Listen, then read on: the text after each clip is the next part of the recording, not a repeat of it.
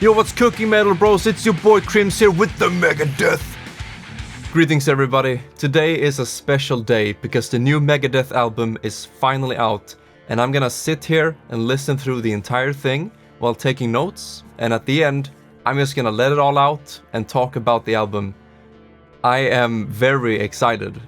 To give some context to why this means so much to me, I've been listening to rock and metal music pretty much my entire life. And around 2006, I started listening to Megadeth a lot, and they quickly became my favorite band, and that lasted for over a decade, until Dream Theater came along with its more progressive and dynamic nature. Nevertheless, I still love Megadeth a ton, and it has almost been 7 years since the last album, Dystopia, and it just feels unreal that there is a brand new album right here waiting for me. So I'm gonna dive right in, and I will see you on the other side.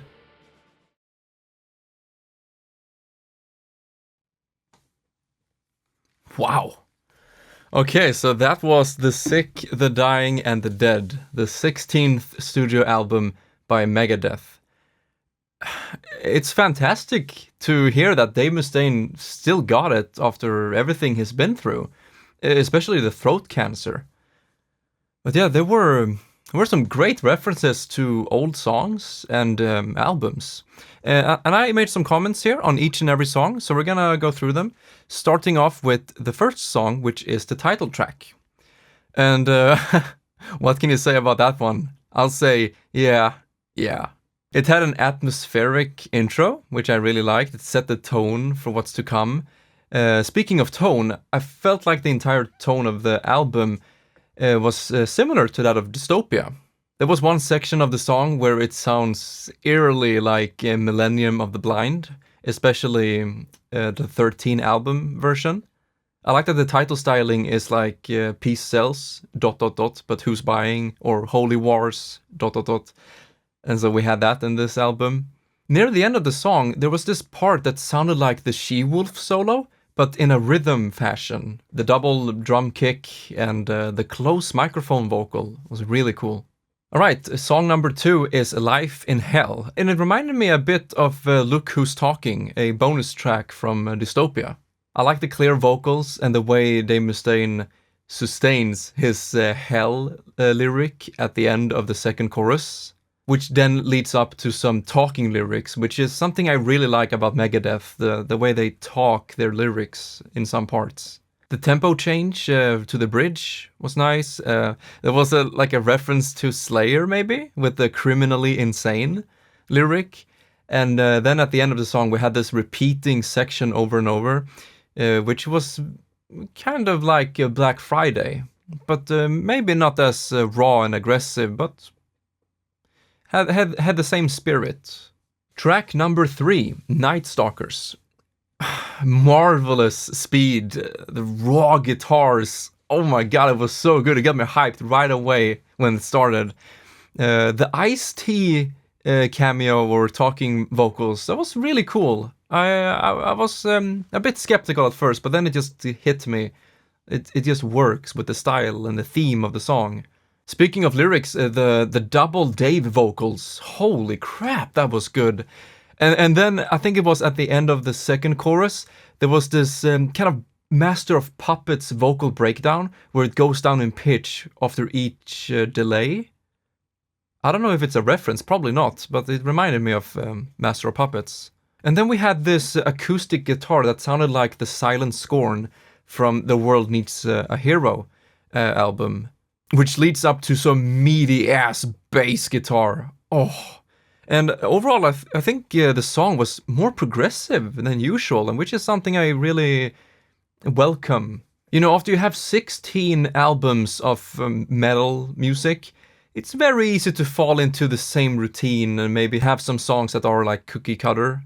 So whenever something is more progressive from Megadeth, that's a huge plus for me. Track number 4, Dogs of Chernobyl. Fascinating ambient intro, I have to say. And then you had some slight radiation sounds to really paint up a picture of the song. And then it hit you with this acoustic guitar. And let me just say that every time Megadeth goes into the acoustic guitar sections, It's always like perfection. It's so iconic, and it never hits wrong. And I love the extra layers of strings and ambience and acoustic. Instead of just having the meat and bones, the guitar, the bass, the drums, and the vocals, you have these extra layers that I mentioned, like the strings and the ambience, that really fills out the song. Just like the first song, there was a section with some really good double kick drum and bass guitar. And it reminded me a lot of Fatal Illusion, the way that structure is in the last verse. And speaking of verse, that impeccable Dave vocals, holy crap, it might be one of the best I've heard in their catalog. It's too early to say, but wow, that was really good. Alright, let's tone it down a little bit with track number 5, which is called Sacrifice. And I don't have much to say about this song. It's cookie cutter, but serviceable. And I felt like there was too much double vocals happening, especially near the end. But other than that, I don't know what to comment on. It's just, it's there. Track number 6, Junkie. Funny intro, I'd say. I wasn't expecting anything like that. And the whole song is about drugs, obviously. And it had a Burnt Ice vibe, from the United Abominations album. There was a sound effect just before the first chorus, which I found to be too loud or sharp. Because I was listening with headphones with loud volume. And that sound effect just kind of pierced through. It was uncomfortable to listen to. The song had generic but appealing drug lyrics, I would have to say. Interesting riffs, very much so. And I loved the 16th note E string alternate picking he did. Moving on to track number 7, which is Psychopathy. More like an intro song to the next one. And it had this fading in drum section that was very much like the Trust song from Cryptic Writings. It's a very short song, 1 minute and 20 seconds, but there were some sublime talking lyrics with a very neat left pan. And it leads into the next song, which is track number 8, called Killing Time, which is apparently a literal title. Felt like the structure on this song was quite cookie cutter, but there was a splendid riff melody, especially in the chorus. And as I mentioned before, I'm a real sucker for the acoustic guitars in Megadeth. Instrumentally, supreme stuff in the middle section there with the solo. There was a tasteful texture on the outro with, what I was talking about before, having some strings and ambience to really lift up all of the other instruments, with some cool panned vocals as well. There was one lyric in the song that felt like a reference to 1,000 Times Goodbye from the World Needs a Hero album. Now we're heading into track number 9, which is Soldier On! I don't have much to say about this one. It had an excellent chorus, awesome bridge, a funny outro with the march, and there was a funny lyric in verse 2 that went like, no reason left for dying to be right. And there was more and more of that wordplay with day and night and other opposites. Track number 10, Célebutante. What an intro! Let's fucking go! I love the lyrics. There was like so-called semi-almost famous friends. These mocking lyrics that I've come to love from Megadeth. Some examples would be songs like Look Who's Talking, Whose Life Is It Anyways, and Captive Honor. These songs where they have these talking lyrics, but it's in a mocking way. I don't know, there is something unique and special about it that just works so well with Dave Mustaine's voice. Other than that, I don't have much else to say about the song. It had an epic bridge, but yeah, it's good. Moving on to track number 11, Mission to Mars. Wow, I have a bit to say about this one. First off, juicy bass guitar intro. Simple, clean, love it. The lyrics were very playful, funny in the way he sang it, like give or take a light year or two, and like, or 3. And I wanna be an astronaut. I wanna. It's like, oh. And then, hello, ladies. Hello, Moon Man. Like, I was not expecting this type of style, but I don't know, it's so different, and that really stands out to me. Catchy chorus, and there was a section with the radio voice, and I felt like that effect was a little bit too sharp. Similar to what I said before about the Junkie sound effect. Same here, when I was listening with loud volume, that radio voice effect just kind of cut through a little bit too strongly for me. There was a nice lyric reference where it said, let it rust in peace out here.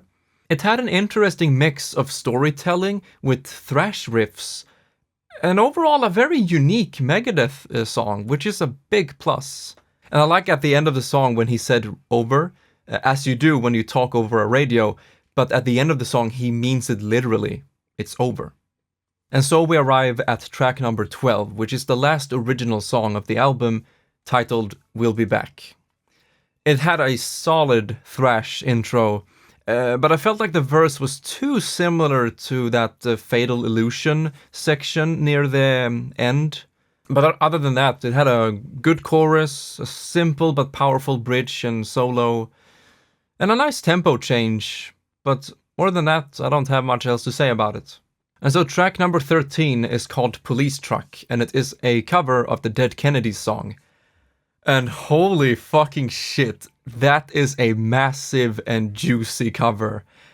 I love the faithful slapback delay on Dave's vocals, and I believe it's also the first time we ever hear Dave use the word dick in a song, even though it's a cover.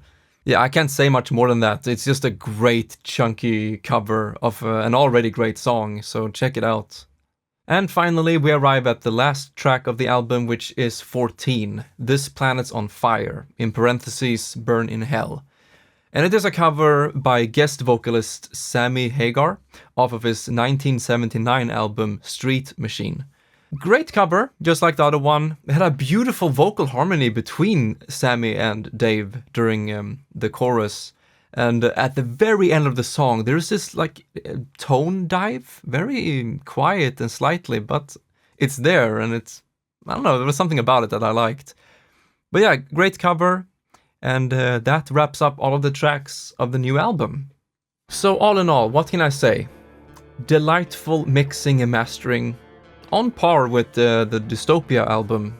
And I believe it's the longest Megadeth album ever by 40 seconds. With the covers included, of course. But I have to listen to it more before I rank it. But I guess my initial feeling is that it's somewhere in the high tier of the catalog. And if this ends up being the very last album Megadeth puts out, I think it's a perfectly acceptable one to do so with. However, the 12th track is titled We'll Be Back, and so that gives me hope. And it does remind me of way back when Endgame was new in 2009. There was a lyric when he said, "Believe me when I say, this is the Endgame." And I was afraid that he means it as in a meta commentary style, but luckily that wasn't the truth. So that sums up my little talk about the new album The Sick, the Dying and the Dead by Megadeth.